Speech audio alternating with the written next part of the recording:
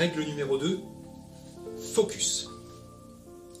Aujourd'hui, nous sommes dans un monde de distraction. Donc ça ne concerne pas que le dentaire. Mais même au niveau d'un cabinet dentaire, depuis longtemps, c'est assez souvent une ruche où tout le monde passe, repasse, le téléphone qui sonne, l'assistante qui dit « Tiens, il y a madame, mettez-la à 17h. Ah oui, mais j'ai pas le temps. Tiens, en fait, passez-moi tel instrument. » C'est souvent, et moi-même, ça a été ça dans mes premiers cabinets, la ruche. Il ne faut pas oublier que nous sommes chirurgiens-dentistes. Dans le chirurgien-dentiste, il y a chirurgien. Allez dans un bloc opératoire, vous allez voir que le chirurgien, il n'est pas en train de s'occuper de ce qui se passe ailleurs, si quelqu'un a répondu au téléphone, si le prochain patient est arrivé.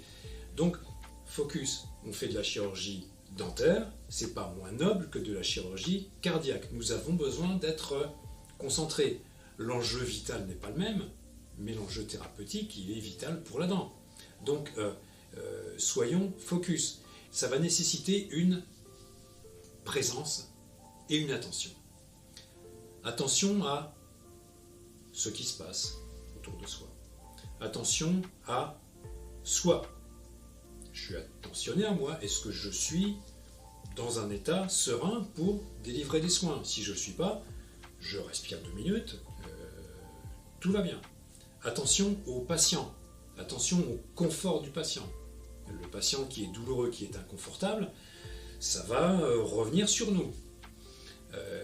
Et ça va s'auto-entretenir. Attention à l'équipe dentaire. Attention à l'assistante, au confort de l'aide opératoire. Pourquoi c'est important d'être attentif à ce qu'on fait? Parce que le cerveau ne peut pas être en mode multitâche. Ça n'existe pas. Même les ordinateurs, il paraît qu'ils ne font pas du multitâche, vraiment, ils font les tâches les unes après les autres. En tout cas, quand on s'intéresse aux neurosciences, à comment fonctionne le cerveau, c'est ce que j'ai fait récemment, un peu plus en détail, on s'aperçoit que les neurophysiologistes nous disent que le cerveau ne peut pas multitasker. Il passe d'une tâche à une autre, et il y a un moment, il va falloir qu'il débranche la tâche pour rebrancher une autre. Et on perd du temps, on perd de l'efficacité, on perd de la concentration, et non seulement quand on multitask, on a l'impression qu'on est plus productif, non seulement on ne l'est pas plus, mais on risque d'être improductif. Et on est aussi improductif quand on veut être focus trop longtemps. Et on se dit, ça m'est arrivé aussi, j'arrive au cabinet le matin et jusqu'au soir, je suis en permanence en train de produire parce qu'il faut que ça tourne, parce qu'il faut que je voie les patients, il faut que la boutique tourne. Non seulement on n'est pas plus productif, mais on est moins productif et on va produire quelquefois des erreurs, on va produire des bêtises. Donc on a besoin d'être attentionné à ce qu'on fait, on a besoin d'être attentif pendant un certain temps, limité. Je prends l'exemple du chirurgien, je peux prendre aussi l'exemple du pilote d'avion.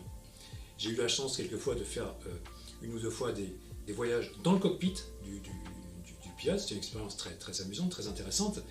Et en aviation, on a une notion de cockpit stérile. Cockpit stérile, c'est-à-dire dans certaines phases, décollage, turbulence, atterrissage, les pilotes ne doivent être dérangés par rien du tout. Quelqu'un qui frappe, rien du tout ne va les déranger parce qu'ils doivent être à 100% sur leur boulot. Ça c'est possible, le cerveau est capable de le faire pendant un temps limité. Si on travaille trop longtemps, si on ne fait pas de pause, et ça fait partie du conseil focus pendant 2 heures, toutes les 2 heures, c'est écrit sur l'autoroute. Pause toutes les 2 heures. Arrêtez-vous sur l'aire d'autoroute pour respirer, faire autre chose.